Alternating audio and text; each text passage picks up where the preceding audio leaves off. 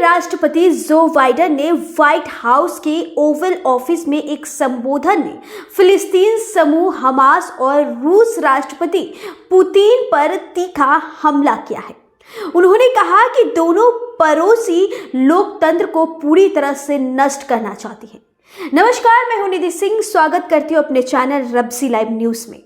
Joe Biden ने Hamas और Putin पर किया तीखा हमला, इस रिपोर्ट में जाने वह 10 बातें। सबसे पहली बात, राष्ट्रपति जो बाइडेन ने घोषणा की है कि वह यूक्रेन और अफगानिस्तान का समर्थन करने के लिए कांग्रेस के बड़े पैमाने पर फंडिंग का अनुरोध करेगी। इसके पीछे उन्होंने यह तर्क दिया है कि यह एक वैश्विक नेता के रूप में अमेरिका के भविष्य के लिए एक निवेश होगा।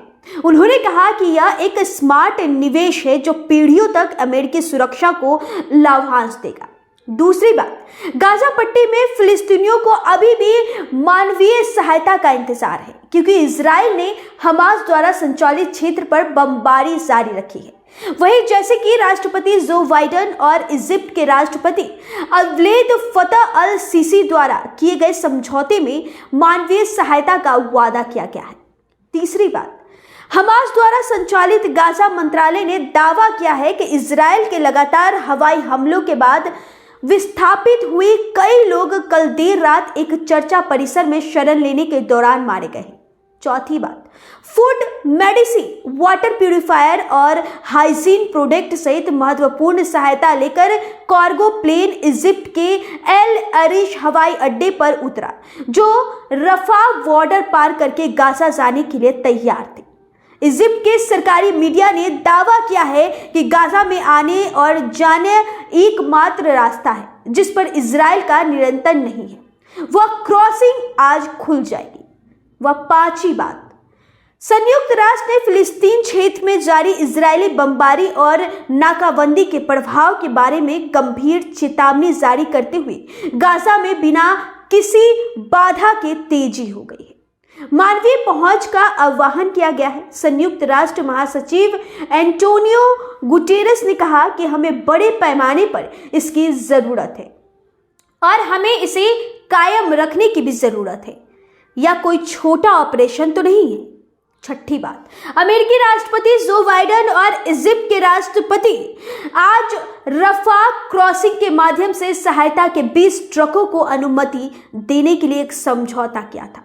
विश्व संगठन WHO ने इस समझौते को जरूरत के सागर में एक बूंद करार दिया है।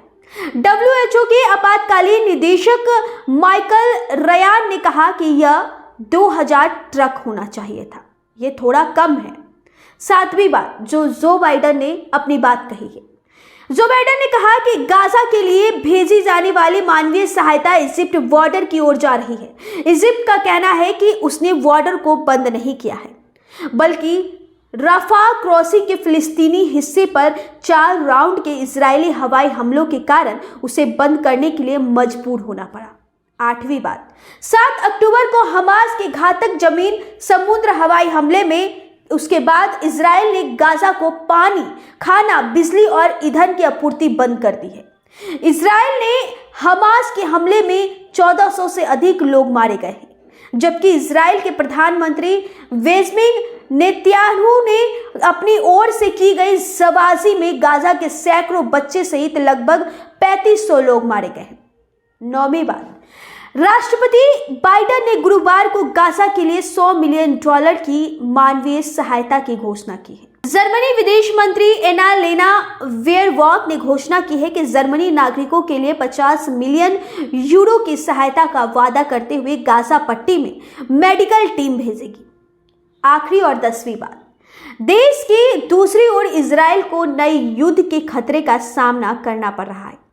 लेबनान की सेना ने आरोप लगाया है कि गुरुवार को इजरायली हमले में पत्रकार की टीम के एक सदस्य की मौत हो गई है।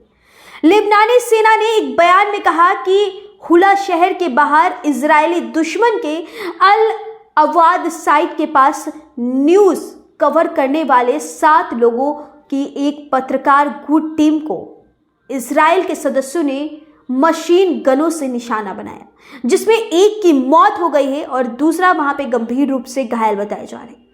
तो यह थी वो 10 बातें जो अमेरिकी राष्ट्रपति जो बाइडेन ने अपनी ओर से कहा है।